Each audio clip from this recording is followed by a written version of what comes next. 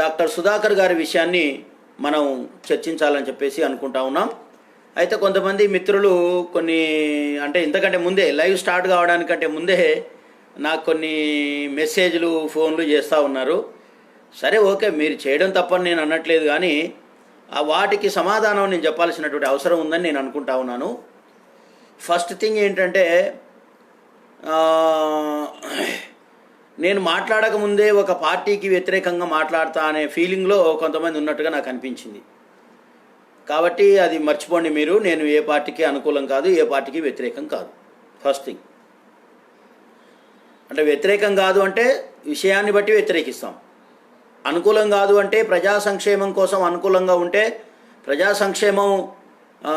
సంక్షేమాన్ని వీళ్ళు ఫాలో అవుతున్నారు, ఇది ప్రజా సంక్షేమయుతమైన కార్యక్రమం అనుకుంటే ఖచ్చితంగా మనం సపోర్ట్ చేస్తాం, దాంట్లో డౌట్ లేదు. అది ఏ పార్టీ అనేది కూడా చూడం. కానీ విధానాల పరమైనటువంటి విషయాలు విన్నప్పుడు, విధానపరమైనటువంటి సరైనటువంటి చర్యగా భావించినప్పుడు ఖచ్చితంగా విమర్శించి తీరుతాం. అది ఎవరైనా కావచ్చు, అది వైఎస్ఆర్సీపీ కావచ్చు, టీడీపీ కావచ్చు, టీఆర్ఎస్ కావచ్చు, కాంగ్రెస్ కావచ్చు, ఏ పార్టీ అయినా బీజేపీ కూడా కావచ్చు. అందువల్ల మీరు ఆలోచించాల్సింది ఏంటంటే, సుధాకర్ గారి విషయంలో నేను జరిగిన ఇన్సిడెంట్ను, సంఘటనను మనం ఎలా చూడాలి, ఎస్సీ ఎస్టీ బీసీలో ఎలా చూడాలి దాన్ని అనేటటువంటి విషయాన్ని మాత్రమే ఇక్కడ చర్చించడానికి నేను వచ్చాను అనే విషయాన్ని మీరు గమనించాలి. అంతేగాని ఒక పార్టీకి ఒత్తాసు పలకడమో ఇంకొక పార్టీకి వ్యతిరేకమైనటువంటి భావం వచ్చేటట్టుగా చేయడానికి మాత్రం ఈ లైవ్ అసలే కాదు. అలా మీరు ఆలోచించడానికి వీల్లేదు అని చెప్పేసి గమనించాల్సినటువంటిగా మిత్రులందరినీ కోరుతా ఉన్నాను. పైగా మాబోటి వాళ్ళం మేము పార్టీలకు అతీతంగా యుద్ధం చేస్తూ ఉన్నాం. అంటే ఏంటి? సమానత్వం కోసం, ప్రజల్లో ప్రజాస్వామ్య విలువల్ని పెంచడం కోసం, మానవతా విలువల్ని పెంచడం కోసమే మా ప్రయత్నం తప్ప ఒక పార్టీ అనేటటువంటిది మాత్రం కాదు అని దయచేసి మీరు అర్థం చేసుకోవాలని నేను కోరుతా ఉన్నాను. ఇక రెండో విషయం ఏంటంటే, సుధాకర్ గారి ఇష్యూ ఎట్లా ప్రారంభమైంది అనేది మనం ఆలోచించాలి. ఇది ఒక సుధాకర్ గారి సమస్య కాదు, భారతదేశంలో ముఖ్యంగా తెలుగు రాష్ట్రాల్లో ఉన్న ఎస్సీ ఎస్టీ బీసీల సమస్య ఇది. మొన్న జరిగినటువంటి ఇజ్రాయెల్ గారి విషయం కానీ, ఇజ్రాయెల్ గారి విషయాన్ని కేవలం ఒక దొమ్మిలాగనో ఒక చిన్న కొట్లాటలాగనో భావిస్తే అది పొరపాటు కదా. ఎందుకంటే అది ఎక్కడ ప్రారంభమైంది అనేది చాలా ఇంపార్టెంట్. అది ఆయన చాలా స్పష్టంగా అంతమందిలో ఆనాడు జరిగినటువంటి శిరోముండనాన్ని వ్యతిరేకిస్తూ జరిగినటువంటి వ్యవహారాన్ని అతను స్వయంగా దాన్ని వ్యతిరేకిస్తూ తన నిరసనను చెప్పు తీసుకొని చూపించినటువంటి పరిస్థితి కనిపించింది మనకు అందరికీ. దానికి అది ప్రతీకారం కాదనడానికి ఎట్టి పరిస్థితుల్లో కూడా మనం ఒప్పుకునేది లేదు. ఆయన అనుచరులు చేసినరా, ఇంకొకరు చేసినరా, అదంతా మనకు అనవసరం. కానీ అది ఎస్సీలు చేసిర్రా, బీసీలు చేసిరా కూడా కాదు. అది ఖచ్చితంగా అది ప్రతీకార చర్య, ఖచ్చితంగా అతన్ని హతమార్చడానికి చేసినటువంటి చర్యగానే ఈ ఎస్సీ ఎస్టీ బీసీ సమాజం అంతా చూడాలి. ఇంకొక విషయాన్ని మీరు గమనించాలి, వివిధ పార్టీల్లో ఉన్నటువంటి నాయకులు మీరు గమనించాలి. ఏం గమనించాలి అంటే, మీరు వివిధ పార్టీల్లో ఉన్నారు, మేము గనక ఇండిపెండెంట్ ఉద్యమాలను బయట నడపకపోతే మీ పార్టీలు కూడా మీకు విలువనివ్వవు. అది కూడా గుర్తుంచుకోండి మీరు. మేము బయట మాట్లాడుతున్నాం, మా వాటా ఏంది, మా ప్రజల సమస్య ఏంది, మా నాయకుల సమస్య ఏంది, మాకు ఈ పదవులు ఎందుకు ఇవ్వట్లేదు, మీరు మాత్రమే ఎందుకు పదవులు తీసుకుంటున్నారు అని చెప్పేసి మేము పెద్ద ఎత్తున ఇక్కడ గొడవ చేస్తుంటే, కొట్లాడుతుంటే, ఘర్షణ పడుతుంటే మీకు ఆ పార్టీలో ఉన్న వాళ్లకు ఆ కోటాల్లో మీకు పదవులు వస్తాయనేది మాత్రం గుర్తుంచుకోవాల్సినటువంటి అవసరం అన్ని పార్టీల్లో ఉన్న వాళ్ళకు ఉంది. అది గుర్తించాలి మీరు. మీ పార్టీలో మీకు అంతో ఇంతో స్థానం దక్కుతుంది అంటే మాలాంటి వాళ్ళం ఇక్కడ మాట్లాడినందువల్లనే దక్కుతుంది. నేను ఒక్కని కాదు, మాలాంటి వాళ్ళం అందరం ఇక్కడ ఎస్సీ ఎస్టీ బీసీ వాదులం, బహుజనవాదులం, మానవవాదులం ఇక్కడ ఫైటింగ్ చేస్తున్నాము అంటే ఎవరి వాటా వారికి దక్కాలని మేము అడుగుతున్నాము. కాబట్టే అంతో ఇంతో మీకు ఆ పదవుల్లో, పార్టీలలో సముచితమైన స్థానం వస్తుంది అని మాత్రం మీరు గమనించవలసిన అవసరం ఉన్నది. అంతేగాని మీరు మాలాగా మాట్లాడే వాళ్ళను కూడా వ్యతిరేకించినట్లయితే మీ గొయ్యి మీరు దవ్వుకున్నట్టే తప్ప మాకొచ్చే నష్టం ఏం లేదు పర్సనల్గా అనేటటువంటి విషయాన్ని మీరు గమనించాలి. ఫస్ట్ థింగ్ అది. ఇకపోతే నాకు ఇంకో రెండో ప్రశ్న ఏం చేశారంటే, కొంతమంది నాకు మెసేజ్లు పంపిస్తూ, అన్న ఆయన టీడీపీని సమర్థిస్తున్నాడు, ఎవరో టీడీపీ మాజీ మంత్రి ఆయనను సపోర్ట్ చేస్తే మాట్లాడుతున్నాడు అని. అఫ్కోర్స్ అయ్యుండొచ్చేమో, నేను కాదనను, నేను దాన్ని కూడా ఏమీ త్రోసిపుచ్చట్లా, అయ్యుండొచ్చేమో. కానీ అట్లా జరిగినప్పుడు ఒక వ్యక్తిని ట్రీట్ చేసే విధానం అలా ఉంటుందా, అలా ఉండాలియా అనేది మనం గమనించాలి ఇక్కడ. రెండవ పాయింట్, ఒకవేళ అతడు, కొంతమంది అంటున్నారు ఆయన క్రైస్తవులను ముస్లింలను ఆయన తులనాడాడు, తిట్టాడన్నా అందుకు ఆయన బీజేపీతో కలిసి పనిచేస్తున్నాడు అని. అది కూడా తప్పే. ఒకవేళ బీజేపీ అనుకుందాం, ఆయనను కొద్దిసేపు బీజేపీ అనుకుందాం, బీజేపీలో ఉన్న ఒక ఎస్సీ క్యాండిడేట్ అనుకోండి, లేదా ఒక బీజేపీ డాక్టర్ అనుకోండి, బీజేపీలో పనిచేస్తున్న డాక్టర్ అనే అనుకుందాం. కానీ అతన్ని కూడా అలా ట్రీట్ చేయొచ్చా? అతనికి కూడా ఆ విధమైనటువంటి ట్రీట్మెంట్ అవసరమా? అతడు చేసిన నేరం అంతటిదేనా? అంటే ఆ ట్రీట్మెంట్ చేయడానికి అర్హమైనటువంటి నేరం అతడు చేశాడా? శిక్షించొద్దని ఎవరిని అన్నాం మేము, కానీ అతడు చేసినటువంటి నేరం అంతటిదేనా? ఇది మనం పరిశీలించాలి కదా. బీజేపీలో ఉన్న వాళ్ళైనా సరే, టీడీపీలో ఉన్న వాళ్ళైనా సరే, వాళ్ళు దళితులు అన్నప్పుడు వాళ్ళ ప్రత్యేకమైనటువంటి ట్రీట్మెంట్ ఇవ్వాల్సినటువంటి అవసరం ఉండే కదా.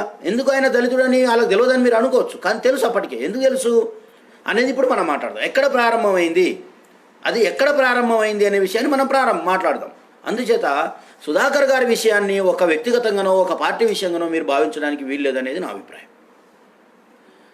అయితే మిత్రులారా, ఇప్పుడు సుధాకర్ గారి విషయంతో పాటు ఆ పరిస్థితిలో మనం ఉంటే ఏమిటి అనేది కూడా మనం ఆలోచించుకోవాలి. ఒకటి. రెండో పాయింట్ ఏంటి, ఇప్పుడు అక్కడ ఒకవేళ టీడీపీ ఆడిన నాటకమే అనుకుందాం కొద్దిసేపు, దాన్ని అనుకుంటే అక్కడ పోలీసులు ఉండడము, ఈయన అక్కడికి పోవడము, ఆయన లాగడము, ఆయన బట్టలు తీసేయడము, ఇవన్నీ ఒక్కసారి మీరు ఆలోచించండి. ఇదంతా ఒక ప్లానెడ్గా జరుగుతున్నటువంటి వ్యవహారం కాదు అని ఎవరం దీన్ని తోసిపుచ్చలేము. కాబట్టి అసలు దీన్ని పూర్వాపరాలను, ఒక మనిషికి ఉండేటటువంటి మానవ హక్కులను, ఒక మనిషికి ఉండేటటువంటి హక్కులతో పాటు అతడు ఒక డాక్టర్గా ఉండేటటువంటి అతని ప్రివిలేజెస్ను, ఇవన్నిటిని కూడా మనం ఈరోజు చర్చ చేద్దామని నా ఉద్దేశం. అది ఎవరికి సంభవించే అట్లాంటి ట్రీట్మెంట్ ఎవరికి జరిగినా అది మంచిది కాదు. అట్లా అని చెప్పి నేను ప్రభుత్వం చేయించిందనో లేకపోతే వైఎస్ జగన్మోహన్ రెడ్డి స్వయంగా చేయించిందని నేను అనట్లేదు. అది అట్లా అనుకుంటే అది తప్పే అవుతుంది, నేను అట్లా అనట్లే. కానీ పోలీసులు వ్యవహరించిన తీరుకు, పోలీసులు ప్రవర్తించినటువంటి తీరుకు, పోలీసులు అక్కడ ఇచ్చినటువంటి ట్రీట్మెంట్కు ఖచ్చితంగా ప్రభుత్వం బాధ్యత వహించవలసి ఉంటుంది. ప్రభుత్వం తన బాధ్యత నుంచి తప్పించుకోలేదు. పోలీసులు వ్యవహరించిన తీరైనా, అధికారులు వ్యవహరిస్తున్న మొత్తం తీరుకు కూడా ప్రభుత్వమే బాధ్యత వహించాలి. అదే బాధ్యతాయుత ప్రభుత్వం, అదే పార్లమెంటరీ తరహా బాధ్యతాయుతమైన ప్రభుత్వము. దాన్ని మనం మర్చిపోకూడదు. కాబట్టి ఈ విషయాన్ని గమనించాల్సిందిగా మిమ్మల్ని అందరినీ కోరుతూ, అసలు డాక్టర్ సుధాకర్ గారి ఇన్సిడెంట్ ఎక్కడ ప్రారంభమైంది? డాక్టర్ సుధాకర్ గారి ఇన్సిడెంట్ కరోనా వచ్చినటువంటి సందర్భంలో నర్సీపట్నం ఇక్కడ హాస్పిటల్లో అది ప్రారంభమైంది. ఎట్లా ప్రారంభమైంది? అక్కడ ఎవరైతే డాక్టర్లు డ్యూటీ చేస్తున్నారో, గవర్నమెంట్ డాక్టర్లు, వాళ్ళు, it is not a private hospital, it is a government hospital. ఒక గవర్నమెంట్ హాస్పిటల్లో డ్యూటీ చేస్తున్నటువంటి ఒక డాక్టరు తనకు సరైనటువంటి పరికరాలు లేవని, ఏది డ్యూటీ చేయడానికి పరికరాలు లేవు అని ఒక డాక్టరు తన నిరసనను ప్రదర్శించే దగ్గర నుంచి ప్రారంభమైంది. సాధారణంగానే ఎస్సీ ఎస్టీ బీసీలు కొద్దిగా ఎమోషనల్గా ఉంటారు, ముఖ్యంగా ఎస్సీలు. ఈ ఎమోషనల్గా ఉండడం కూడా ఈ కారణం దీనికి ఒకటి. ఆయన మిగతా డాక్టర్ లాగా నోరు మూసుకొని ఉంటే పోయేదేమో, కానీ ఆయన ఏం చేశాడు, కాస్త తన నిరసనను ప్రదర్శించడం మొదలుపెట్టాడు. మాస్కులు లేవని, సరైనటువంటి సౌకర్యాలు లేవు అనేటటువంటిది ఆయన ఆరోపణ ప్రభుత్వం పైన, ప్రభుత్వం కాదు అధికారుల పైన. సో అలా నిరసన చేయడం అనేటటువంటిది తప్పుగా భావించాలనా? ఎట్టి పరిస్థితుల్లో అది తప్పు కాదు. ఎందుకు కాదు? ఒక హాస్పిటల్లో సరైన అవస్థాపన సౌకర్యాలు లేనప్పుడు, మినిమం ఫెసిలిటీస్ లేనప్పుడు, మినిమం ఇన్ఫ్రాస్ట్రక్చర్ లేనప్పుడు ఆ సంస్థలో పనిచేసిన ఏ ఉద్యోగైనా ప్రభుత్వం దృష్టికి రాతపూర్వకంగా తీసుకెళ్తాడు. ఒకవేళ రాతపూర్వకంగా కాకపోతే ఈ రకంగా కూడా తనకు వచ్చినటువంటి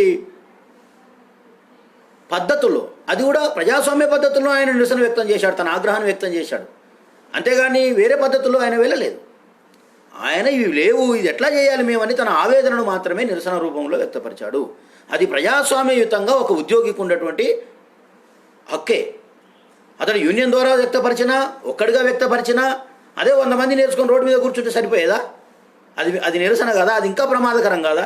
అది ఇంకా విధులకు మాస్క్ ఇచ్చారు, సరేలే ఉండనియండి. ఒకవేళ మాస్క్ ఇచ్చారే అనుకుందాం, పొరపాటున ఇచ్చినా కూడా ఈయన కావాలనే అన్నాడని అనుకుందాం, అప్పుడు ప్రభుత్వం ఏం చేయవలసినటువంటి అవసరం ఉంటుండే? నిజానిజాలను ఏ రకంగా బయట పెట్టవలసినటువంటి అవసరం ఉండే? అది పరిపాలనా దక్షత అంటే. అదే పరిపాలనలో మనం కనబరచవలసినటువంటి నైపుణ్యత, మెలకువ. ఇక టీడీపోడు వీడు మనకు సంబంధం లేదు, వాళ్ళతో నాన్సెన్స్ అదంతా, మనకేం పని? టీడీపోడు బుద్ధిగలడని ఎవరు చెప్పాడు? బీజేపీ బుద్ధిగలదని ఎవరు చెప్తున్నారు? కానీ అందులో ఉన్న మన వాళ్ళను మనం రక్షించుకోవాల్సిన అవసరం ఉంది కదా. అంత మాత్రం చేత వాళ్ళను ఏ ట్రీట్మెంట్ చేసినా, చంపినా, కొట్టినా, ఈడ్చినా, రోడ్ల మీద పడేసి తొక్కినా కూడా వదిలేస్తామా? ఊరుకుంటామా? అట్లా ఊరుకోవడానికేనా మేము మనలాంటి వాళ్ళం అందరూ చదువుకున్నది, ఉద్యోగాలు సంపాదించింది, రిజర్వేషన్లు పొంది ఈ స్థాయికి వచ్చేసింది?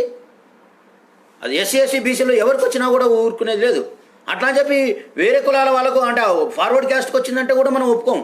కానీ ఫార్వర్డ్ క్యాస్ట్కి వచ్చే అవకాశమే లేదు ఇక్కడ. అసలు ఫార్వర్డ్ క్యాస్ట్కి వచ్చే అవకాశాలు కనిపించట్లా. ఎందుకు కనిపించట్లేదు? ఈయన ఒక్కడే చేయలేదు ఇలాంటివి. నేను ఒక వీడియో చూశాను, అది నిజమైతే కనుక ఆయన ఎవరు మన రెడ్డి అనంతపురం నుంచి ఆయన ఇష్టం వచ్చినట్టుగా మాట్లాడేశాడు. ఆయన ఏమనలేదే. ఇక్కడ కింది కులాల వాళ్ళ పట్ల ప్రభుత్వాలు కానీ, నాయకులు కానీ, పోలీసులు కానీ చూపిస్తున్నటువంటి ఒక దుర్మార్గమైనటువంటి నీతి ఇది. ఈ నీతిని ఎండగట్టకపోతే ఇవాళ రేపు ఆయన అయిండు, రేపు మీరు అవుతారు, ఇంకొక రోజు ఇంకొక ఆయన అవుతాడు, ఇంకొక రోజు నేను అవుతాను, రేపు ఇంకొక ఆయన అవుతాడు, ఇంకొక ఆయన అవుతాడు. మీరు పార్టీలలో ఉండి ఎవరి వాదనలు వాళ్ళు వినిపించుకోండి, తప్పలేదు. కానీ ఏ పార్టీలో ఉన్న వాడికైనా, ఒక గౌరవప్రదమైన వ్యక్తికే కాదు, సాధారణ పౌరుడికి కూడా ఇలాంటి పరిస్థితి వచ్చితే ఖచ్చితంగా స్పందించవలసినటువంటి బాధ్యత అంబేద్కర్ వాదులుగా, ఎస్ఎస్టీ బీసీ వాదులుగా, మానవతావాదులుగా మన అందరిపైన ఉన్నది. ఒక మానవుడిని ట్రీట్ చేయవలసినటువంటి విధానంతోనే వాళ్ళు ట్రీట్ చేశారా? ఒక పోలీసు వ్యవస్థలో అలాంటి పద్ధతి సరైందేనా? ఈ విషయాలను మనం ఖచ్చితంగా అధ్యయనం చేయవలసినటువంటి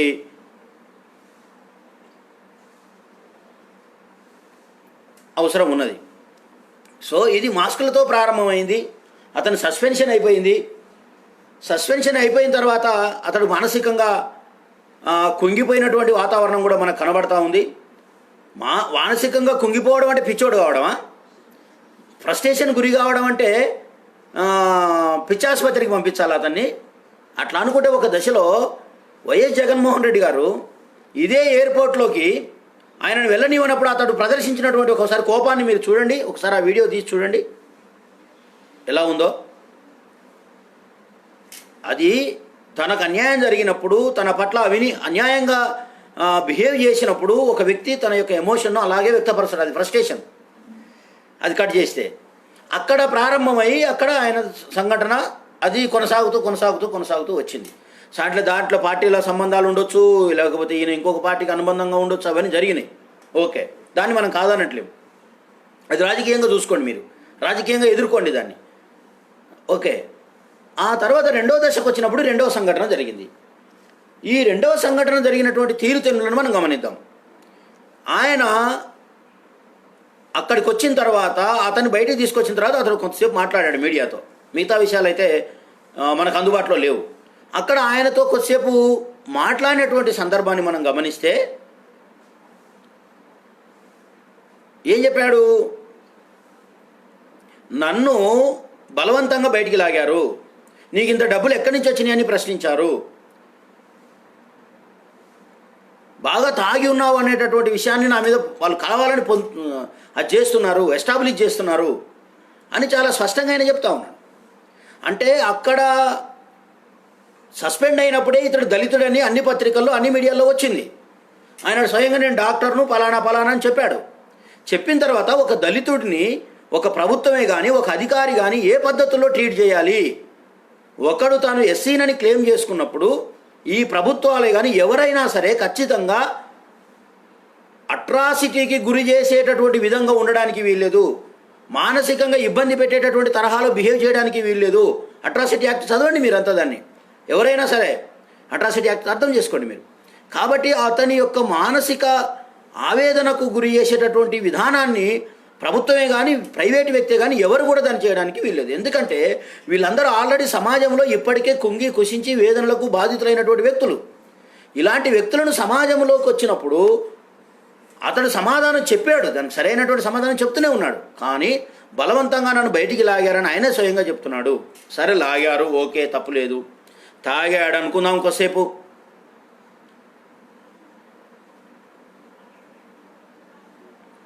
కొద్దిసేపు తాగాడే అనుకుందాం. నువ్వు తాగాడే అనుకుందాం కొద్దిసేపు. ఆయనను తాగినప్పుడు ఒక తాగినటువంటి వ్యక్తిని పోలీసులు ఏ విధంగా ట్రీట్ చేస్తారు? రెక్కలు పెడరెట్టలు వెనకకు గడిచి కాళ్ళు కట్టేసి రోడ్డు మీద ఈడ్చుకెళ్తారా? ఆటోలో ఆయన కారు ఉంది కదా, కారులో ఇద్దరు పోలీసులు కూర్చొని ఒకరు డ్రైవ్ చేసుకుంటూ తీసుకెళ్ళలేరా? ఆటోలో కుక్కి తీసుకెళ్తారా? ఏంటండి ఆ విధానం? అది ఒక ఎస్సీకే కాదు, ఒక ఎస్టీకే కాదు, లేకపోతే ఒక టీడీపీ అని కాదు, బీజేపీ కాదు అని ఎవరైనా సరే, ఎవరినైనా ఒక డాక్టర్కి ఇచ్చేటటువంటి ట్రీట్మెంట్ విధానం అది కాదు, సోషల్ ట్రీట్మెంట్ అది కాదు.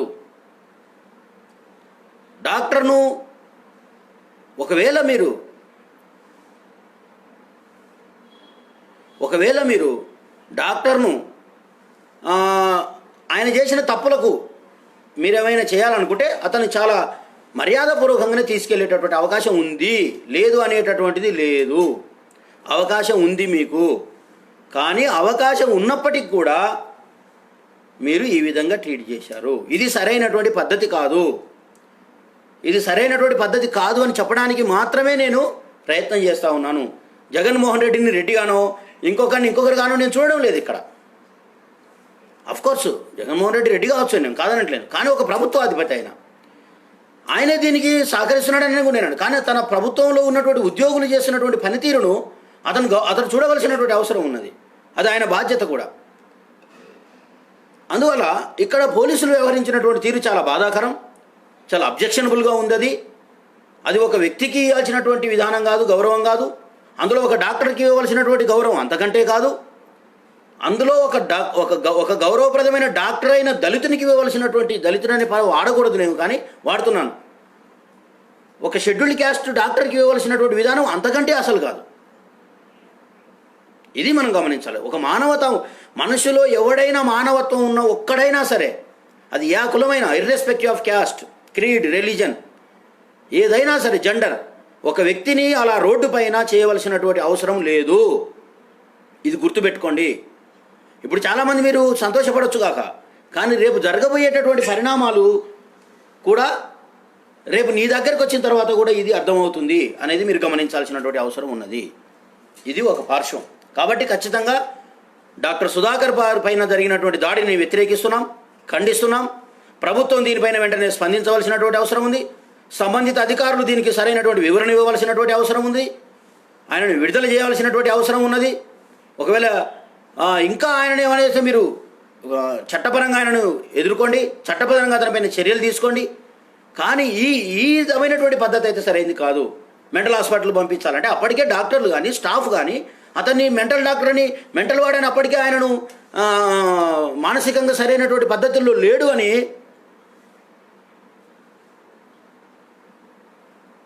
సరైన పద్ధతుల్లో అప్పటికే ట్రీట్మెంట్ అప్పటికే ప్రూవ్ అయి ఉండాలి కదా. అంటే కరోనా స్టార్ట్ అయ్యే వరకు, ఈ ఇన్సిడెంట్ జరిగే వరకు అతడు వైద్యుడిగానే సర్వీస్ చేస్తాడు, ఇది జరగగానే పిచ్చోడు అయిపోతాడా? ఇది సరైనటువంటి కాదు. రైట్. ఒక ప్రభుత్వ డాక్టర్ అయ్యి ఉండి ఒక పార్టీకి పనిచేయడం ఏంటి? అదే నేను అంటున్నాను. ఒకవేళ ఆయన ఒక పార్టీకి అనుబంధంగా ఉంటే దాన్ని ఆ పద్ధతుల్లోనే ఎదుర్కోండి. సస్పెండ్ చేశారు, ఇంకా ఆయనను వేధిస్తున్నారని కూడా, ఆయన ఫోన్ల ద్వారా ఎదిరిస్తున్నారని కూడా చెప్పాడు. కానీ ఒక డాక్టర్కు నడిబజార్లో చేసినటువంటి ఆ మర్యాదను గురించి మాత్రమే నేను మాట్లాడుతున్నా. ఆ మర్యాదను గురించి మాత్రమే నేను మాట్లాడుతున్నా. అతన్ని ట్రీట్ చేసినటువంటి విధానాన్ని గురించి మాత్రమే నేను మాట్లాడుతూ ఉన్నాను. అతను తిట్టడం సరైందని నేను అనట్లేను, అతను ఒక పార్టీకి పనిచేయడం సరైందని నేను అనట్లేను. వాటన్నిటి కూడా మీరు పరిశీలన తీసుకోండి. కానీ శిక్షించాల్సిన విధం అది కాదు. ఒక కానిస్టేబుల్ కొడతాడా? ఏమిటండి అది? నాకు అర్థం అవ్వదు. ఒక కానిస్టేబుల్ కొడతాడా డాక్టర్ను? అది రోడ్డు మీద దొరికించుకొని కొడతాడా? ఏం తప్పు చేశాడు? అంత నేరం ఏం చేశాడు ఆయన? తాగాడు. తాగితే పెడరలు కట్టి వెనక గిరుస్తారా? తాగితే రోడ్డు మీద ఎర్ర టెండలో పడుకోబెడతారా? రేపు ఆయన ఏదైనా చేసుకున్నాడు అనుకోండి, ఎవరు దీనికి బాధ్యత? అందరికీ సెల్ఫ్ రెస్పెక్ట్ ఉంటుంది కదా, మా ఒక్కరికే సెల్ఫ్ రెస్పెక్ట్ ఉండదా? మా దగ్గరికి వచ్చేటప్పటికల్లా అందరూ ఇలాగే బిహేవ్ చేస్తారా? మీ దగ్గర ఇలాగే బిహేవ్ చేసి ఊరుకుంటారా? ఇక్కడ కూడా కొంతమంది కామెంట్ పెడుతున్నారు. ఇప్పుడు మీ దగ్గరికి వచ్చినప్పుడు మీ పిల్లలకు, మీ ఇంట్లో ఉన్న వాళ్ళకు ఇలా జరిగితే ఊరుకుంటారా మీరు? నేను చెప్తుంది అదే. ఒక పార్టీలో చాలామంది ఉన్నారు, అందరికి అన్ని పార్టీలు ఉన్నాయి. పార్టీల్లో లేనివాడే వాడు అసలు ఇవ్వాలి రేపు. మరి ఆ పార్టీలో ఉన్నవాడు వ్యతిరేకమైన పార్టీలు అందరికీ అలాంటి శిక్షణ వేయాలా? ఇది రోడ్ల మీద తాగుతూ తిరుగుతున్నారు బోళ్ళు ఎంతమంది, తాగిన ప్రతి ఒక్కరికి అలాగనే చేయాలా?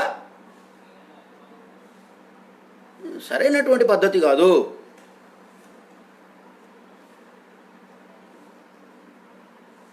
కాబట్టి నేను అనేది ఏంటంటే, అతన్ని సరైనటువంటి పద్ధతుల్లో మనం చేయలేదు అనేది నా ఉద్దేశం. వాళ్ళు చేయలేదు కాబట్టి దానికి ప్రభుత్వం బాధ్యత వహించి అతన్ని బయటికి తీసి ఇప్పటికైనా అతని పట్ల జరిగినటువంటి అమానుషాన్ని సరిదిద్దుకోవాల్సినటువంటి అవసరం ఉందని ప్రభుత్వ దృష్టికి తీసుకురావడానికి నేను ప్రయత్నం చేస్తున్నా. ప్రభుత్వంలో ఉన్న వాళ్ళు మాట్లాడట్లేదు దీనిపైన. పోనీ ప్రభుత్వ అధికారులు సరైన క్లారిటీ ఇవ్వలేదు దీనిపైన. క్లారిటీ ఇస్తే ఇక్కడ దాకా మనం మాట్లాడేంత అవసరం కూడా లేదు. వాళ్ళు క్లారిటీ ఇవ్వలేదు, ప్రభుత్వం క్లారిటీ ఇవ్వలేదు, పోలీస్ అధికారులు క్లారిటీ ఇవ్వలేదు, ఊరికే చేస్తున్నారు ఆ పని అంతా. అందుకోసంగానే నేను మాట్లాడేది. ఇది సరైన పద్ధతి కాదు. ప్రభుత్వంలో ఉన్న ఎస్సీ ఎస్టీలు కూడా మాట్లాడాలి ఈ విషయం పైన. ముఖ్యంగా ఎస్సీలు మాట్లాడాలి. ఎందుకు మాట్లాడండి నాకు అర్థం కాదు. అతను తప్పేం చేశాడు అనుకుందాం, తప్పు జరిగిందని ప్రజల ముందుకు తీసుకురండి. అతను ఇంకా ఆరోపించబడ్డాడు. Is attributed, is not the convicted. అతను కన్విక్టెడ్ కాదు, అతను జస్ట్ అట్రిబ్యూటెడ్. అట్రిబ్యూటెడ్కి ఏ విధమైనటువంటి శిక్షణ ఇవ్వాలో మీరు చట్టాలు చదవండి. మీకు చట్టాలు తెలియకపోతే లా చదువుకున్నాం అలాంటి వాళ్ళకి రండి, మేము చెప్తాం. కాబట్టి ఇది సరైన పద్ధతి కాదు అని మాత్రమే నేను చెప్తున్నాను. ఇది ఖండిస్తున్నాం, ఖచ్చితంగా తీవ్రంగా ఖండిస్తున్నాము. అంత మాత్రం చేత ప్రభుత్వాన్ని మొత్తాన్ని మేము జడ్జిమెంట్ చేస్తున్నామని కూడా అనుకోవద్దు. దాని వల్ల కొన్ని శక్తులు ఉన్నాయి. ఇది ప్రభుత్వాన్ని జడ్జిమెంట్ చేయడానికి మాకేం అభ్యంతరం ఏం లేదు, కానీ ఇది అది కాదు. ఈ సంఘటన దానికి సంబంధించింది కాదు. మేము ప్రభుత్వాన్ని ఒక్క సంఘటన బట్టి మేము డిసైడ్ చేయట్లేదు, జడ్జి చేయట్లేదు. ప్రభుత్వం ఈ విషయంలో తప్పు చేసిందని మాత్రమే చెప్తా ఉన్నాను. ప్రభుత్వం ఈ విషయంలో మాత్రమే సరైన రీతిలో వ్యవహరించలేదని మాత్రం చెప్తున్నాను. సరైనటువంటి పద్ధతిలో మర్యాదపూర్వకంగా వ్యవహరించలేదు అని చెప్తున్నాను. రేపు అందరికీ జరగబోయేటటువంటి పద్ధతుల్లో కూడా జరుగుతుందని కూడా చెప్తా ఉన్నాను. అది మాత్రమే మీరు అర్థం చేసుకోవాలని కోరుతా ఉన్నాను మిత్రులారా. ఇకపోతే రెండో విషయాన్ని దీన్ని బట్టి మనం గమనించవలసినటువంటి 1, 2, 3 విషయాలు ఉన్నాయి. ఒక విషయం ఏంటంటే, ఒక ప్రభుత్వ ఉద్యోగి ఎలా ఉండాలి అనే విషయాన్ని ఇక్కడ చాలా స్పష్టంగా మనం గమనించాలి. ఏంటి అదంటే, ఒక ప్రభుత్వ ఉద్యోగి వీళ్ళు ఆరోపిస్తున్న మాట కనుక నిజమని చెప్పినట్లయితే, ఇలా చేసినట్లయితే, ఒక పార్టీకి అనుబంధంగానే ఆయన ఉండి ఇతర పార్టీల మీద అక్కసే వెళ్ళగచ్చుకున్నట్టయితే అది సరైన విధానం కాదు. అది ఎవరైనా సరే ప్రభుత్వ ఉద్యోగిగా మీ బాధ్యతలు మీరు నిర్వర్తించండి. అక్కడ జరుగుతున్నటువంటి దానికి సరైనటువంటి పద్ధతుల్లో ఒకవేళ ఏదైనా అన్యాయం జరిగితే లేదా ఏదైనా మీకు ఇట్లాంటి ప్రాబ్లం వస్తే దాన్ని రాతపూర్వకంగా తెలియజేయండి. రాతపూర్వకంగా కూడా తెలియజేసినప్పుడు వాళ్ళు స్పందించకపోతే మీరు ఉద్యోగిగా మీ బాధ్యతలు మీరు మీ పద్ధతుల్లో మీరు నిరసన వ్యక్తం చేసుకునే హక్కు మీకుంది. ఇది. రెండవది ఏంటంటే, మీరు ప్రజలతో కూడా, నీ జాతి ప్రజలతో కూడా ఉండవలసినటువంటి అవసరం ఉన్నది. ఉద్యోగులందరూ ఇది గమనించాలి. ఇది ఉద్యోగులకు చెప్తున్నాను నేను. ఇది ఉద్యోగులు, మిగతా ఉద్యోగులందరూ కూడా మీరు ప్రజలతో లేకపోతే మీకు జరగబోయే ట్రీట్మెంట్ ఇదే. మీ ప్రజలతో అంటే మీరు కులాల వారిగా బొమ్మంటలేను నేను. మీరు ఏ సామాజిక వర్గం నుంచి అయితే వచ్చారో ఆ అణగారిన వర్గాల ప్రజల పట్ల కానీ ఎవరైనా సరే ఆ ప్రజలతో కనుక లేకపోయినట్లయితే మీకు జరిగేది ఇదే. మాకు ఉద్యోగాలు రాగానే మాకు ఇది కాగానే ఇక మమ్మల్ని మించినోడు లేడు, మాకు ఇక ఏమైనా మేము ఇంతకంటే పెద్దవాళ్ళం అయిపోయినాం అనుకుంటే మాత్రం అది పొరపాటు. ప్రతి వాడికి ఈ ట్రీట్మెంట్ జరుగుద్ది. ఇట్లాంటి ట్రీట్మెంట్ జరగకుండా ఉండాలంటే మీరు ప్రజలతో ఉండాల్సిన అవసరం ఉంది. మిగతా వాళ్ళకు వచ్చినప్పుడు నాకేందిలే అనుకొని నీకు జరిగినప్పుడు మాత్రం మిగతా వాళ్ళందరూ రావాలనుకోవడం కూడా సరైంది కాదు. కాబట్టి మిత్రులారా, మీరు అది గమనించాలి. ఇది ఒకటి ఎంప్లాయీస్ గుర్తించవలసినటువంటి అవసరం ఉంది. ఇప్పుడు మీరందరూ మాట్లాడుతున్న విధానం అది సరైనది కాదు. ఎందుకంటే కొంతమంది మాట్లాడుతుంది సరైనది కాదు. ఇప్పుడు ఎట్లా ఉందంటే, బానిసత్వం అనేది కనుక లేకపోయినట్లయితే నాలాంటి వాడు దీంట్లో స్పందించవలసిన అవసరం లేదు. బానిసత్వం ఉంది కాబట్టి, కొన్ని కులాలను టార్గెట్ చేస్తున్నారు కాబట్టి, కొన్ని కులాల పట్ల అమానుషంగా ప్రవర్తిస్తున్నారు కాబట్టి, ఆ స్పష్టమైన వివక్ష కనబడుతుంది కాబట్టి నాలాంటి వాళ్ళము స్పందించవలసినటువంటి అవసరం ఏర్పడింది. ఇది గుర్తించండి మీరు, ఇది గుర్తించవలసినటువంటి అవసరం ఉన్నది. ఇప్పుడు ఎట్లా తయారైందంటే ఒక ఒక ఒక రాజు లేకపోతే ఒక నాయకుడు, ఆయన చుట్టూ కొంతమంది బానిసలు. ఈ బానిసలు మామూలు ప్రజల్ని లేదా కష్టాలు పనిచేసుకునేటటువంటి వాళ్ళని కంట్రోల్ చేయడం. సినిమాలో చూపించింది ఎట్లుందో ఈ సమాజంలో అట్నే జరుగుతుంది.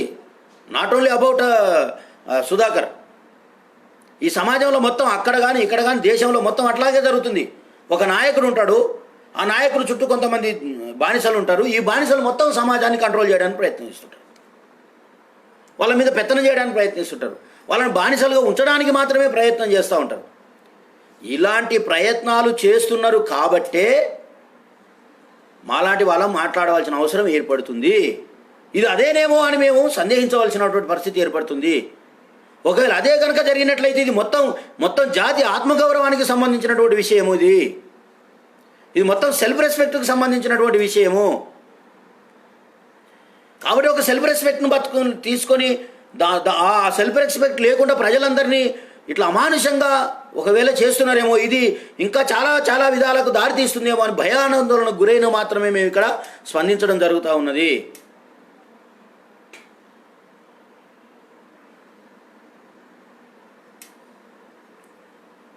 ఈ రకంగా మనం గుర్తించవలసినటువంటి అవసరం ఉన్నది మిత్రులారా.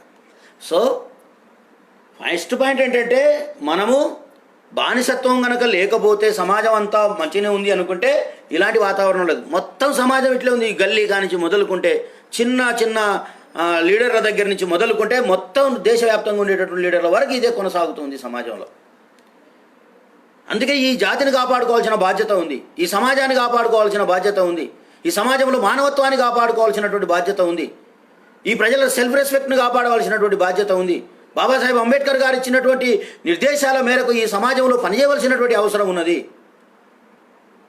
ఇలా పనిచేస్తున్న క్రమంలో ఎస్సీనా ఎస్టీనా బీసీనా అనేది చూడాల్సినటువంటి అవసరం లేదు. అది మానవత్వమా కాదా, అది మానవత్వంతో బిహేవ్ చేశారా లేదా, అందులో సరే ఏమైనా వివక్ష ఉందా, వివక్ష ఉంటే ఖచ్చితంగా పోరాటం చేయాల్సినటువంటి అవసరం ఉంటుంది, వివక్ష ఉంటే ఖచ్చితంగా వ్యతిరేకించవలసినటువంటి అవసరం ఉంటుంది.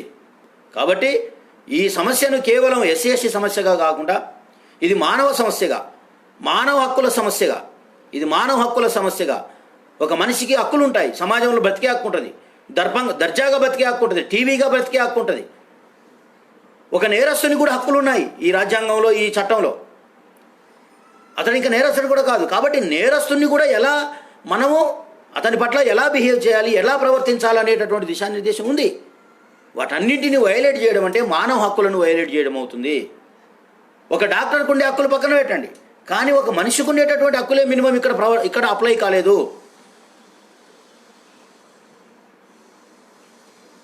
ఇక్కడ ఒక మనిషికి ఉండవలసినటువంటి, ఒక మనిషికి ఇవ్వవలసినటువంటి కనీస గౌరవమే ఇవ్వలేదు అనేది ఇక్కడ చాలా స్పష్టమైంది. అతను చెప్తున్నాడు, నేను తాగలేదు, కావాలని ఇక్కడ బాటిల్ తెచ్చి పెట్టారని కూడా చెప్తున్నాడు. ఒకవేళ తాగినా కూడా అలా చేయొద్దని అంటున్నాను నేను. తాగినా కూడా ఆ వ్యక్తికి ఇచ్చేటటువంటి మర్యాద కానీ గౌరవం కానీ అలాంటిది కాదు. ఈ రకంగా అంటే ఇప్పుడు ఎట్లయిపోయిందంటే, ఒకడు అలా చేసిండు కాబట్టి వాడిని తన్నా పర్వాలేదని యువతలో ఉన్నాడు, పార్టీలో ఉన్నాడు సంతోషపడుతున్నాడు. ఓకే, మరి రేపు నిన్ను కానీ ఇప్పుడు అలా ఉన్నాడు కూడా సంతోషపడతాడు కదా. ఇది కాదు. మానవ విలువలను కాపాడండి, మానవ విలువలను గుర్తించండి, మానవ హక్కులను గుర్తించండి, ఆ మేరకు మాట్లాడండి. మీరు ఏ పార్టీలో ఉన్నా ఆ మేరకే మాట్లాడండి. ప్రభుత్వాన్ని మీరు ధిక్కరించకండి, కానీ ఆ పార్టీలో ఆ మేరకు ఆ గౌరవాలను కాపాడే ప్రయత్నం మీరు ఆ ప్రొటెక్ట్ ఎందుకు చేయరు? మీరు ఖచ్చితంగా చేయవలసినటువంటి అవసరం ఉన్నది. ఖచ్చితంగా మనం దాని పట్ల స్పందించవలసినటువంటి అవసరం ఉన్నది. కాబట్టి మిత్రులారా, మీరు స్పందించాల్సినటువంటి వాళ్ళందరూ స్పందించండి. అట్లాగే ప్రభుత్వం కూడా దీన్ని ఇమ్మీడియట్లీ స్పందించాలి, అతను వెంటనే విడుదల చేయాలి. అతనికి కావాల్సినటువంటి ఏదైతే ఉద్యోగం ఉందో, అతను ఏదో ఉద్యోగం ఉందో దాన్ని వెంటనే రీఇన్స్టేట్ చేయాలి. ఒకవేళ అతడు ఏదైనా ఇట్లాంటి ఒకవేళ ప్రభుత్వానికి వ్యతిరేకంగా పనిచేసినటువంటి ఉంటే దాని పట్ల చర్య తీసుకోండి, అది నిజమని నిరూపించండి. అంతేగాని ఒక వ్యక్తి ఒక ప్రభుత్వానికి వ్యతిరేకంగా పనిచేశాడనో, లేకపోతే గతంలో ఏదో ఉందనో, ఒక గతంలో ఉన్న మంత్రికి ఏదో సపోర్ట్ చేస్తున్నాడనో, ఊహాజనితమైనటువంటి వాదాలతో, ఊహాజనితమైనటువంటి పద్ధతులతో మనుషుల్ని ఇలా హింసించడం అనేది చట్ట వ్యతిరేకమైంది. ఇది క్రూరమైన చర్య, ఇది భయంకరమైన చర్య, ఇది దారుణమైన చర్య అని మాత్రం ఖచ్చితంగా మేము చెప్పదలుచుకున్నాను. సో పార్టీల్లో ఉన్నవాళ్ళు మీరు ఖచ్చితంగా ఇండిపెండెంట్ ఉద్యమాలను గౌరవించండి. బయట మాట్లాడుతున్న వాయిస్లకు విలువనివ్వండి. వాళ్ళకు కూడా గౌరవాలు ఉంటాయి, వాళ్ళకు కూడా ప్రతి ఒక్కరికి కూడా దీనికి సంబంధించినటువంటి ఏమంటాం మనం స్పేస్ ఉంది. ఆ స్పేస్ను మీరు గుర్తించవలసిన, ఆ స్పేస్ గుర్తించలేదు కాబట్టే మీరు అంటరాని వాళ్ళు అయ్యారు. ఆ స్పేస్ను గుర్తించలేదు కాబట్టే శూద్రులు అయ్యారు. ఆ స్పేస్ను గుర్తించలేదు కాబట్టే బ్యాక్వర్డ్ క్లాస్ అయ్యారు. ఆ పరిస్థితుల్లోకి నెట్టివేయబడ్డారు మీరు. ఆ స్పేసే కనుక ఆనాడు గుర్తించి ఉంటే, ఆ స్పేసే కనుక ఆనాడు కనుక జరిగి ఉంటే ఇవాళ ఈ పరిస్థితులు వచ్చేవి కావు. కాబట్టి అక్కడ మొదలైనటువంటిది ఆ గుర్తింపుని డినై చేయడం అనేటువంటిది అక్కడ ప్రారంభమై ఇప్పటిదాకా ఇలా కొనసాగుతూ వస్తుంది. ఇది సమాజానికి మంచిది కాదు. ఇది ఏ సమాజానికి మంచిది కాదు. కాబట్టి డాక్టర్ గారి పట్ల జరిగినటువంటి విధానాన్ని నేను ఖండిస్తున్నా. మిగతా డాక్టర్లు చూడండి, ఇప్పుడు ఇక్కడే ఒకటి ఉదాహరణ, ఇది ఏదో డాక్టర్ కన్నా జరిగి ఉంటే ఇప్పటికీ డాక్టర్ సంఘాలు గగ్గోలు పెట్టాయి. ఓ రాజీనామాలు చేద్దారంటావు, అట్లా ఇట్లా ప్రభుత్వంతో చర్చలు ఏం జరిగాయో. కానీ ఒక్క డాక్టర్ స్పందించట్లా, ఒక్క డాక్టర్ల సంఘం స్పందించట్లే. ఇప్పుడు ఆ డాక్టర్లందరూ టీడీపీలో ఉన్నవాళ్ళు లేరంటారా? ఇంకొక వైఎస్ఆర్సీపీలకు సపోర్ట్ చేస్తున్నటువంటి డాక్టర్లు లేరంటారా? ఉన్నారు. ఎందుకు లేరు? వాళ్ళకు అభిమానాలు వాళ్ళకు ఉన్నాయి. కానీ ఒక డాక్టర్కు జరిగినప్పుడు మాత్రం అందులో వాస్తవా అవాస్తవా, అవాస్తవం అంటే అవాస్తవం చెప్పండి డాక్టర్లు అందరూ. ఒకవేళ డాక్టర్ తప్పు అయితే డాక్టర్ తప్పని చెప్పండి మీరు అందరూ, మేము కూడా దాన్ని స్వాగతిస్తాం.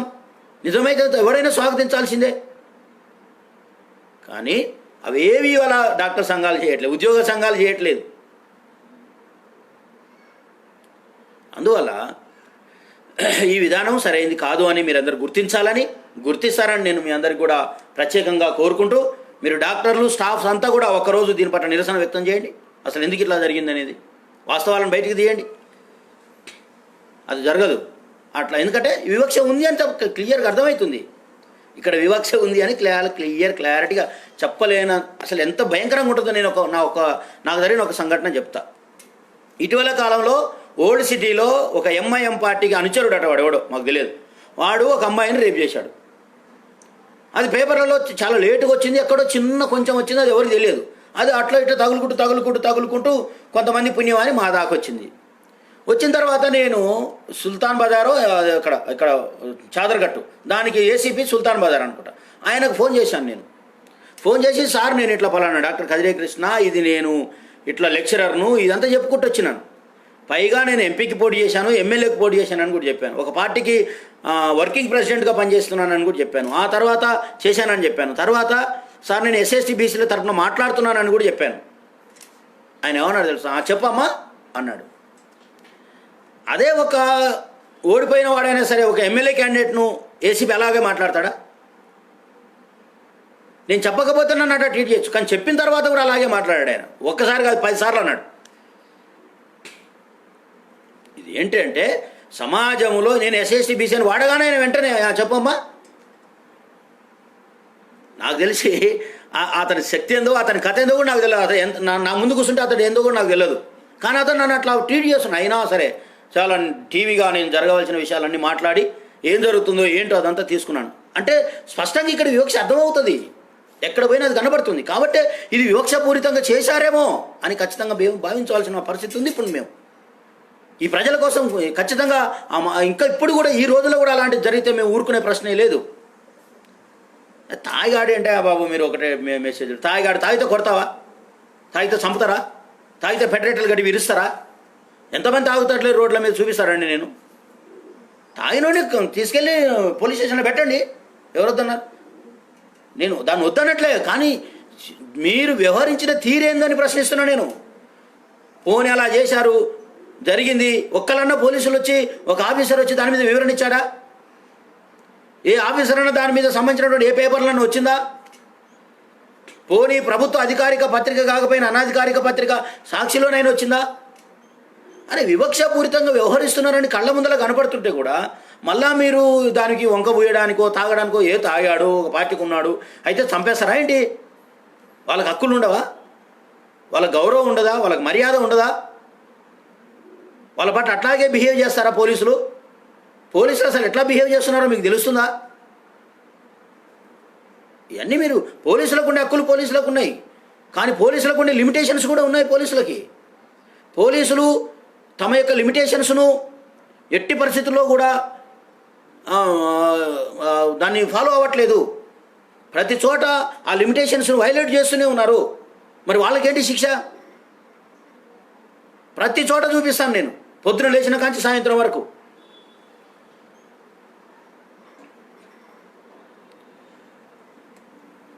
దళిత క్రిస్టియనో మీరు ఏదో పోనీ, దళిత క్రిస్టియనో ఏదో క్రిస్టియన్, ఆయన హిందూ అయితే కూడా అంటున్నాను నేను. మనవాడు ఏమంటున్నాడంటే హిందువా బీజేపీని మోస్తున్నాడు. అవును, బీజేపీని మోస్తున్న ఒక హిందువే. అయితే అతను ఇలాగే చేస్తారా? అతను అలాగే చేయడం అంటే క్రైస్తవ్యంలో ఉన్న ఒక క్రైస్తవుని కూడా అలాగే ట్రీట్ చేయాల్సి వస్తుంది. దానికి మీరు ఒప్పుకుంటారా? ఇది కాదు, అతడు క్రిస్టియనా హిందువా కాదు, అతడు అణగారిన వర్గాలకు చెందినవాడు, అతడు షెడ్యూల్డ్ క్యాస్ట్కి చెందినటువంటి వాడు, అతడు ఒక డాక్టరు, అతడు ఆల్రెడీ సస్పెండ్ అయినటువంటి వాడు. సస్పెండ్ అయిన వానికి బాధ ఉంటుంది, సస్పెండ్ అయిన వానికి ఆవేదన ఉంటుంది, సస్పెండ్ అయిన వాడు ఫ్రస్ట్రేషన్లో ఉంటాడు. ఆల్రెడీ అన్ని పేపర్లు అది ముద్రితమైంది, మొత్తం టీవీలో పేపర్లు అందరూ అది మార్మోగిపోయింది, ట్రోల్ అయింది. ఈ విషయాలను వేటిని పట్టించుకోకుండా కేవలం అతన్ని ఒక సాధారణ పౌరుడిలాగానో, నేరస్తుడిలాగానో, నేరం ప్రూవ్ అయినటువంటి వాడిలాగానో, నేరం ప్రూవ్ అయి తప్పించుకొని పారిపోతున్నటువంటి వాడిని పట్టుకొని ఈడ్చుకొచ్చినటువంటి వాడిలాగానో, అది ఏ డాక్టర్కి కూడా జరగకూడదు. చరిత్రలో ఏ డాక్టర్కి ఇట్లాంటి ట్రీట్మెంట్ జరగకూడదు, జరగలేదు నాకు తెలిసినంత వరకు. నా ఊహ వచ్చినంత వరకు ఏ డాక్టర్కి ఇలాంటి ట్రీట్మెంట్ జరగలేదు, ఏ డాక్టర్ను ఇలా చేయలేదు. అది ఒక ఎస్సీల పట్ల మాత్రమే జరుగుతుంది. ఎందుకు జరుగుతుందని అడుగుతున్నా. అది కేవలం ఒక ఎస్సీల విషయంలో మాత్రమే ఎందుకు ఇట్లా బిహేవ్ చేస్తున్నారని అడుగుతున్నా. దీనికి ఒక పార్టీనో ఒక వ్యక్తినో మేము సమర్థించవలసినటువంటి అవసరం లేదు. కాబట్టి జరిగినటువంటి తప్పిదాలను ఖచ్చితంగా గుర్తించాలి. జరిగినటువంటి తప్పిదాన్ని ప్రభుత్వం వెంటనే గుర్తించవలసినటువంటి అవసరం ఉంది. అది గనక చేయకపోయినట్లయితే ప్రభుత్వమే బాధ్యత వహించాల్సి ఉంటుంది. లేకపోతే లాక్డౌన్ అయిపోయిన తర్వాత ప్రజలు కూడా దీని పట్ల వ్యతిరేకంగా మరి దీనికి స్పందించి నిరసన ప్రదర్శనలు చేస్తారని నేను అనుకుంటా ఉన్నాను. కాబట్టి ఈలోపే డాక్టర్ గారికి న్యాయం చేయండి. డాక్టర్ గారిని గౌరవప్రదంగా అతడు ఒకవేళ ఏమంటారు కోరుకుంటే తిరిగి అతని ఉద్యోగంలో అతన్ని రీఇన్స్టేట్ చేయవలసినటువంటి అవసరం ఉన్నది. ఇది దళితుల పట్ల వ్యవహరించినటువంటి తీరు ఏ ప్రభుత్వానికి కాదు, ఏ పార్టీకి కూడా హక్కు లేదు. ఏ పార్టీ కూడా అలా బిహేవ్ చేసినా ఖచ్చితంగా మేము దాన్ని వ్యతిరేకిస్తాము. ఖచ్చితంగా దానికి వ్యతిరేకంగా మా గొంతులు వినిపిస్తాము. అది స్త్రీకి జరిగినా, పురుషునికి జరిగినా, పార్టీలలో ఉన్న ఎస్సీ ఎస్టీ బీసీలు ఎవరికి జరిగినా కూడా ఖచ్చితంగా మేము దాని పట్ల స్పందించవలసిందే. ఇజ్రాయేల్ సంఘటన జరిగి ఇన్ని రోజులైంది, కానీ కనీసం దాని పట్ల ఏ ఒక్క ఎమ్మెల్యే కానీ, మంత్రి కానీ, ప్రభుత్వంలో ఉన్న వాళ్ళు కానీ, ప్రభుత్వం కానీ, అధికారులు కానీ స్పష్టత ఇచ్చే ప్రయత్నం చేయట్లేదు. విచారణ సరైనటువంటి పద్ధతిలో చేస్తున్నాం కానీ జరిగింది కానీ ఇంతవరకు జరగలేదు. అంటే ఎస్సీల పట్ల, బీసీల పట్ల ఈ సమాజం ఇంకా ఎన్ని వందల సంవత్సరాలు ఇలాంటి వివక్షను కొనసాగిస్తుంది అని ప్రశ్నించే హక్కు మాకు లేదా? ప్రశ్నించేటటువంటి విధానం మాకు లేదా? కేవలం మీరు ఒక కార్నర్లోకి నెట్టేస్తే, ఇప్పుడు బాగా మనం కులం గురించి మాట్లాడినాం అనుకో, వెంటనే వీడు క్రిస్టియన్ అని. క్రిస్టియన్ అంటే వాడేమన్నా ద్రోహి, దేశద్రోహి, లేకపోతే ఏమైనా పాపం చేసిండా, లేకపోతే ఈ సమాజాన్ని మొత్తం నాశనం చేసే ఏమైనా విధ్వంసకర శక్తి, లేకపోతే తీవ్రవాద? కులానికి వ్యతిరేకంగా మాట్లాడితే వాడు క్రైస్తవుడు, ఈ మతంలో జరుగుతున్నటువంటి అన్యాయాలకు మాట్లాడితే వాడు ముస్లిము. ఇక ఇట్లాంటి దాని జరిగితే వీడు టీడీపీ, ఇంకో దాని ఇప్పుడు టీడీపీలో ఉన్నవానికి ఎవరికైనా జరిగితే వైఎస్ఆర్సీపీ మాట్లాడితే వైఎస్ఆర్సీపీ, వీడు ఇంకోటి మాట్లాడితే టీఆర్ఎస్, వీడు మాట్లాడితే ఇటు కాంగ్రెస్. ఒరే నాయన, ఈ టీఆర్ఎస్, కాంగ్రెస్, టీడీపీ, బీజేపీ బొంద పెట్టండి, మాకు అక్కర్లేదు. మాకిక్కడ మేము మనుషులం అని గుర్తించబడ్డాము, మేము మనుషులంగా గుర్తించబడాలి, మేము మనుషులుగా మా హక్కులను మేము పొందాలి, మేము సమాజంలో సమాన గౌరవాన్ని పొందాలి. ఇది మాత్రమే మేము కోరుకునేది. మీరు పార్టీలోకి ఇరికిచ్చి మమ్మల్ని కార్నర్ చేసి, మతాల్లో ఇరికిచ్చి మమ్మల్ని కార్నర్ చేసి, నోరు ఇప్పకుండా మాట్లాడకుండా ఈ సమాజంలో మాకున్నటువంటి హక్కులను కాలరాయాలనుకుంటే అది పతనమే. ఎవరికైనా సరే గుర్తుపెట్టుకోండి, అది మతానికైనా, కులానికైనా, వ్యక్తులకైనా, ఎవరికైనా పతనం అవుతుంది. అది నైతిక పతనమే. అలాంటి పతనానికి ఎవరు ఒడిగట్టరని నేను అనుకుంటున్నా. రాజ్యాంగం హక్కులు ఇచ్చింది, ఆ హక్కులకు మేము కొట్లాడుతున్నాము. ఆ హక్కులు కూడా ఖచ్చితంగా మేము తీసుకొని తీరుతాము. ఆ హక్కులు వచ్చే వరకు మేము పోరాటం చేస్తామని చెప్పేసి మీ అందరికీ కూడా తెలియజేస్తూ, ప్రభుత్వం వెంటనే స్పందించాలని, డాక్టర్ సంఘాలు కూడా స్పందించాలని, ఎస్సీ ఎస్టీ బీసీలో ఉన్న ఎమ్మెల్యేలు కూడా స్పందించాలని, ఇట్లాంటి విషయాలు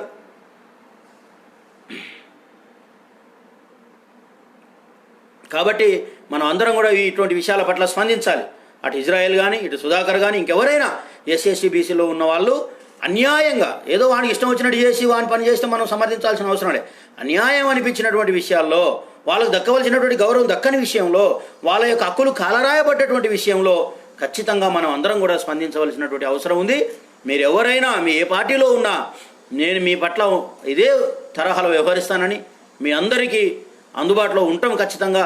మీ అన్నలాగా, తమ్ముళ్ళలాగా, మీ అందరికీ మీ ఇంట్లో ఒక సభ్యుడిలాగా మనమందరం కూడా ఒకటే వర్గాల నుంచి వచ్చిన వాళ్ళం, మనమంతా అణచివేతకు గురైన వాళ్ళం, మనమంతా బాధితులం అని ఎస్సీ ఎస్టీ బీసీలు గుర్తించినప్పుడే ఈ సమాజంలో మన గౌరవం దక్కుతుంది అనేటటువంటి విషయాన్ని మీ అందరికీ నేను తెలియపరుస్తూ, మీరు ఉద్యోగులందరూ గమనించండి. మీరు అనుకుంటారు మాకు ఉద్యోగం వచ్చింది, మేము డబ్బులు సంపాదించుకున్నాం, మాకు బిల్డింగులు ఉన్నాయి, మాకు ఆస్తులు ఉన్నాయి, ఇక మమ్మల్ని ఎవడు తాకలేడు, ఇక మీరు ఏమైనా చేసుకోండి. ఏ సంఘటన జరిగినా, ర్యాలీ జరిగినా, రాస్తారోకో జరిగినా, లేకపోతే ఏదైనా చర్చ పెట్టినా, ఏదైనా ఉద్యమాలు జరిగినా, ఏదైనా సంఘటనలు జరిగినా స్పందించకుండా మీరు మీ ఇళ్లలో ఉంటున్నారు. రేపు ఇట్లాంటి ఇజ్రాయేల్ మీరవుతారు, ఇట్లాంటి సుధాకర్లు మీరవుతారు, అట్లాంటి మహాలక్ష్ములు మీరవుతారు. ఇలాంటి సంఘటనలు మీ మీద కూడా జరుగు తీరుతవి. కాబట్టి మీరు ఉద్యమాలను, ప్రజలను, అట్లాగే ప్రజలతో సంబంధాలను కొనసాగించండి, న్యాయం పట్ల ఉండండి, సమాజంలో గౌరవప్రదమైనటువంటి హక్కులను పొందే దగ్గర వాటిని గౌరవించండి. ఈ విధమైనటువంటి బాధ్యతలను, హక్కులతో పాటు బాధ్యతలను కూడా మీరు నిర్వర్తించవలసిన అవసరం ఉంది. చూడండి, మీ ఒక్క ఎంప్లాయీస్ సరిగ్గా స్పందించనందువల్లనే ఇంత అన్యాయం జరుగుతుంది. నిజం చెప్తున్నాను నేను. ఇది కేవలం ఎంప్లాయీస్ తప్పు. మీరు అంటారు ఆ సంఘటన మాకు ఎంప్లాయీస్కి ఏం తప్పు అని అడగొచ్చు. మీరు సరైన పద్ధతిలో ఆర్గనైజేషన్స్ నిర్వహించకపోవడం వల్ల, ప్రజలను తీర్చిదిద్దకపోవడం వల్ల, సరైన నాయకత్వాన్ని మీరు చేయకపోవడం వల్ల ఇలా ఏదో ఒక పార్టీకి పోవాల్సి వస్తుంది. వాళ్ళు ఆ పార్టీలో అన్యాయాలు జరుగుతున్నా కూడా నోరు మూసుకొని కూర్చోవాల్సి వస్తుంది. ఆ పార్టీలో జరుగుతున్నా కూడా నోరిప్పలేనటువంటి వాతావరణం ఇలా ఎమ్మెల్యేలకు ఉంది. అదే మనకు వ్యవస్థ ఉండుంటే, మనకు పార్టీలు ఉండుంటే, మనకి ఇలా అధికారం ఉండుంటే, ఇంతమంది ఉన్న దగ్గర 2% ఉన్నోనికి, 3% ఉన్నోనికి, 1% ఉన్న దగ్గరికి పోయి ఇలా చతికిల పడాల్సినటువంటి దుర్మార్గం ఏర్పడ్డది. ఇలా ఎస్ఎస్టీ బీసీలే అధికారంలో ఉంటే ఈ పరిస్థితి వచ్చేదా? ఇలాంటి వాతావరణం ఉండేదా? ఇలాగే మీ హక్కులు కాలు రాయబడతాయా? మీదంతా ఉద్యోగస్తులు తప్పే. మీరు సమాజాన్ని నిర్మించట్లేదు, సమాజ నిర్మాణాన్ని తోడ్పడట్లేదు, సమాజ నిర్మాణాన్ని తోడ్పడుతున్నటువంటి ఉద్యమాలను మీరు సహకరించడం లేదు. మీకు కులపిచ్చింది, మీరు కులపిచ్చితోనే వ్యవహరిస్తున్నారు, మీరు కులగచ్చితోనే తిరుగుతున్నారు. ఇది వదులుకోండి. బాబాసాహెబ్ అంబేద్కర్ దానికోసం కాదు పనిచేసింది. మీకు ఉద్యోగాలు ఇచ్చింది, రిజర్వేషన్లు ఇచ్చింది, తిరిగి మీ సమాజాన్ని ఉద్ధరించండి అని, మీరు అధికారంలోకి రమ్మని, మీరు పాలక వర్గాలుగా మారవని. కానీ పాలక పక్షాల దగ్గరికి పోయి నువ్వు మా ఓనివే అని కౌగిలించుకోమని కాదు. కౌగిలించుకుంటే జరిగేవి ఇవే, ఎవడైనా సరే, ఎక్కడైనా సరే. Not only about Jaganmohan Reddy. టీడీపీలో పోతే అక్కడ కూడా పోయి ఆయన కౌగిలించుకుని వాడు చేసే పని కూడా ఇదే. నేను అనేది అదే. ఏ పార్టీ అయినా మిమ్మల్ని ఎస్సీలు కానీ, అంటరాని వాళ్ళు కానీ, దిక్కు లేని వాళ్ళు కానీ, మీకు శక్తి లేని వాళ్ళు కానీ, మీ పవర్ లేని వాళ్ళు, మీ బతికెంతానే చూస్తారు.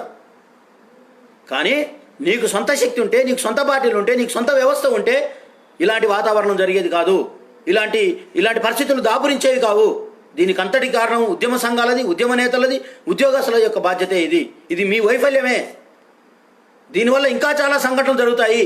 ఇంకా ఈ జాతి ఇంకా దుర్భర స్థితిలోకి నెట్టివేయబడుతుంది. ఇది ఉండొద్దు అంటే వాళ్ళందరూ కూడా ఖచ్చితంగా మీరందరూ కూడా స్పందించాలి. ఇది ఉద్యోగస్తులందరూ కూడా ఒక నిర్మాణానికి తోడ్పడాలి. మన అధికారం మనం తెచ్చుకున్నప్పుడు మాత్రమే సరైన పద్ధతిలో ట్రీట్మెంట్ జరుగుతుందని ఇప్పుడు గుర్తించాల్సిన అవసరం ఉంది. ఎస్సీ ఎస్టీ బీసీ ఓటర్లు, ఎస్సీ ఎస్టీ బీసీ నాయకులు, సంఘాలు గుర్తించండి. మీరు ఇప్పుడు మనం ఒక పార్టీని ఓన్ చేసుకొని, ఒక వ్యక్తిని ఓన్ చేసుకొని, మనం కానటువంటి వాళ్ళను కౌగిలించుకుంటే చివరికి ఇట్లాంటివే జరుగుతాయి. మనకు ఒక స్టాండ్ ఉండాలి, మనకు పద్ధతి ఉండాలి, మనకు ఒక విధానం ఉండాలి, మనకు పార్టీ ఉండాలి, మనకు అధికారం ఉండాలి. ఇన్ని 17-18% ఉన్న 20% ఉన్న మాలలు ఆంధ్రప్రదేశ్లో బానిసల్లాగా తిరుగుతున్నారు. ఇక్కడ 20% ఉన్న మాదిగలు బానిసలు అయిపోయారు. 42% ఉన్న బీసీలు అసలు నోరిపట్లేదు 2 రాష్ట్రాల్లో. ఎవడు మాట్లాడతాడండి? ఎందుకు మాట్లాడాలి? ఒక్కడొక్కడు ఎందుకు మాట్లాడతాడు మీకోసము? మీరందరికి నోరు లేవా? మీ అందరు మాట్లాడరా? మీకు సమస్యలు లేవా? అయినా అట్లాగే కుక్కన పైనలాగా శవాల్లాగా పడి ఉంటారా? ఇది జరగడానికి వీల్లేదు. సీఎం గారిని బూతులు తిట్టడం కరెక్టా నేను అనట్లేదు. సీఎం గారిని బూతులు తిట్టడం తప్పే, శిక్షించండి. కానీ పద్ధతి ఉంది దానికి అంటున్నా. దానికి మెథడాలజీ ఉంది అంటున్నా, దానికి ప్రాసెస్ ఉంది అంటున్నా. ఇక్కడ పార్టీలు ఉన్నప్పుడు కూడా వాళ్ళందరిని తిట్టిరు. వేరే పార్టీలు, వేరే ప్రభుత్వాలను తిట్టినప్పుడు అట్లా ట్రీట్ చేస్తారా? చేయొద్దు అంటున్నారు. ఎవరైనా సరే ఆయన సీఎం గారిని తిట్టడం 100% తప్పే. దాని వెనక ఫ్రస్ట్రేషన్ ఉంది, అది కూడా గుర్తించాలి. అయితే ఫ్రస్ట్రేషన్ ఉంటే ఇటు తిట్టాల్సిన అవసరం కూడా లేదు, ఆయన కూడా తప్పే. కానీ తప్పుకి ఇలాంటి అంత పెద్ద తప్పు కాదే, అంత పెద్ద నేరం కాదే, అంత పెద్ద శిక్ష వేయాల్సినటువంటి అవసరం లేదే. ఆల్రెడీ సస్పెండ్ చేశారు కదా. అతన్ని వేధించడంతో, సరిగ్గా వేధించడంతో ముడిపడి ఉంది. ఇలా ఏం అసలు డౌటే లేదు, ఇది ఖచ్చితంగా వేధించడమే. కాబట్టి ఇలాంటి ఏమంటారు వేధింపుడు అనేటటువంటిది ఏ ప్రభుత్వాన్ని, ఏ ప్రజలకు కానీ, ఏ వ్యక్తులకు కానీ సరైంది కాదు. నీ టీచర్ కానించి మొదలుకుంటే ఐఏఎస్ ఆఫీసర్ దాకా ఇదే జరిగింది. ఒక ఆయన నాకు చీఫ్ సెక్రటరీ ఇవ్వలేదని గోడున ఏడ్చి ఆయన తెల్లారే వరకు ఆయనకు బలవంతంగా విఆర్ఎస్ ఇవ్వలేదా, ఏమంటారు రిటైర్మెంట్ చేపించలేదా? ఇప్పటికీ జరుగుతూనే ఉంది. డిఫెన్స్లో ఇప్పటి వరకు ఎవరికైనా ఉన్నతమైన పదవులు ఇచ్చిరా? ఇప్పటి దానికి ఇంటెలిజెన్స్లో ఎప్పుడైనా ఉన్నతాధికార పదవులు ఉన్నాయా? ఏమైనా అర్థమవుతుందా? ఆర్థిక వ్యవస్థలో ఉన్నతమైన పదవులు ఉన్నాయా? కొన్ని సెక్టార్లకు, కొన్ని రంగాలకు ఇప్పటికీ మీరు అంటరాని వాళ్ళే. అయినా కొంచెం బుద్ధి లేకుండా వ్యవహరిస్తున్న వాళ్ళ గురించి మాట్లాడుతున్నా నేను. కాబట్టి మీరు ఖచ్చితంగా స్పందించండి, నిర్మాణం చేయండి, బహుజన సమాజ నిర్మాణానికి తోడ్పడండి. కుల వ్యవస్థ ఎంతకాలం ఉంటుందో అంతకాలం మీ వినాశనమే ఉంటుంది తప్ప మీకు గౌరవం దక్కదు. ఎందుకంటే బాబాసాహెబ్ అంబేద్కర్ అంటాడు, క్యాస్ట్ అండ్ అన్టచబిలిటీ ఇవి రెండు కూడా ఒకదానికొకటి అంటుకొమ్మలు లాంటివి. ఇవి ఉంటే ఒకేసారి ఉంటాయి, ఉంటే ఒకేసారి పోతాయి. కొంతమంది ఏమంటారంటే కులం ఉండాలి కానీ అంటరానితనం ఉండదు అంటారు. అట్లా కుదరదమ్మా. కులం ఉంటే అంటరానితనం ఉంటుంది, అంటరానితనం ఉంటే కులం ఉంటుంది. ఇవి రెండు ఒకదానికొకటి లింక్ అయినటువంటి విషయాలు. దీన్ని మొత్తమే భూస్థాపితం చేయాలంటే, మనం భూస్థాపితం చేయాలి అంటే 100% మనం బహుజన సమాజ నిర్మాణానికి ఉద్యమాలను నడపాలి, బహుజన సమాజాన్ని నిర్మించాలి, అధికారం తెచ్చుకోవాలి. అధికారం తెచ్చుకొని లేని జాతులు అంతరించిపోతాయి. ఇంకో పాయింట్ కూడా చెప్తున్నా, కులం పునాదుల మీద ఒక జాతిని కానీ, ఒక నీతిని కానీ నిర్మించలేవు. You cannot build up any nation. నువ్వు ఏ జాతిని నిర్మించలేవు, ఏ నీతిని నిర్మించలేవు, ఎనీ మొరాలిటీని నిర్మించలేవు, ఒక జాతిని నిర్మించలేవు. కులం పునాదులను వదులుకోవడానికి, దాటడానికి, అధిగమించడానికి ఏం చేయాలో మీరందరూ ఆలోచించాలని ఈ సంఘటన ద్వారా మీరు ఈ విషయాలను నేర్చుకుంటారని చెప్పేసి మనం అందరం కూడా మీరు తిట్టుకోండి, పేటీఎమో బీటీఎమో మీరు తిట్టుకోండి, అవి మాకు అవసరం లేదు. కానీ అట్లా ఉండేటోళ్ళం అయితే ఇట్లా ఏమి ఉండవు. కానీ మేము కూడా ఎమ్మెల్యేలు మంత్రులుగా ఉంటుంటే అప్పుడు వీళ్ళు ఎట్లా చేస్తుంటారో కూడా చూస్తుంటాం, కానీ పోలీసు వాళ్ళు కూడా చూస్తుంటాం. కానీ అది కరెక్ట్ కాదు, అది విధానం కాదు. మీరు మాట్లాడినోడల్లా పెయిడ్ ఆర్టిస్ట్ అని, మాట్లాడినోడల్లా డబ్బు తీసుకుంటాడని, మాట్లాడినోళ్ళ మీలాగానే బ్రోకర్స్ ఉంటారని అనుకోకండి. మేము అట్లా బ్రోకర్లం కాదు. మేము 100% అంబేద్కర్, పూలే వాదం పైన, బహుజన వాదం పైన, ఈ జాతుల పట్ల, ఈ జాతి గౌరవాల పట్ల, ఈ జాతి సమస్యల పట్ల, ఈ జాతి కోసమే ప్రాణాలు ధారపోసేటటువంటి వ్యక్తులుగా ఈ సమాజంలో ఉన్నటువంటి వాళ్ళం. మా ఉద్యమాలు, మా వ్యక్తిత్వాలు మాకు చూడండి. అట్లాంటి చూసినప్పుడు మీకు అర్థమవుతుంది మీరు అందరిని ఒకే ముసులో కట్టేయడం సరైన విధానం కాదు అని చెబుతూ, మరొకసారి ఎస్సీ ఎస్టీ బీసీల పైన జరుగుతున్నటువంటి దాడులను వ్యతిరేకిస్తూ, అటువంటి వ్యవహారాలు జరిగితే మనం అందరం మూకుమ్మడిగా సంఘాలకు, కులాలకు, మతాలకు అతీతంగా అందరం ఒకటై ఇటువంటి వాతావరణాన్ని మనం వ్యతిరేకించి మన గౌరవం, మన హక్కులను మనం కాపాడుకోవాలని మీ అందరికీ కూడా ఆహ్వానం పలుకుతూ, ఇక్కడికి వచ్చినటువంటి మిత్రులందరికీ జై భీమ్ తెలియజేస్తూ ముగిస్తున్న. జై భీమ్, జై ఇన్సాన్. Thank you. జై భారత్.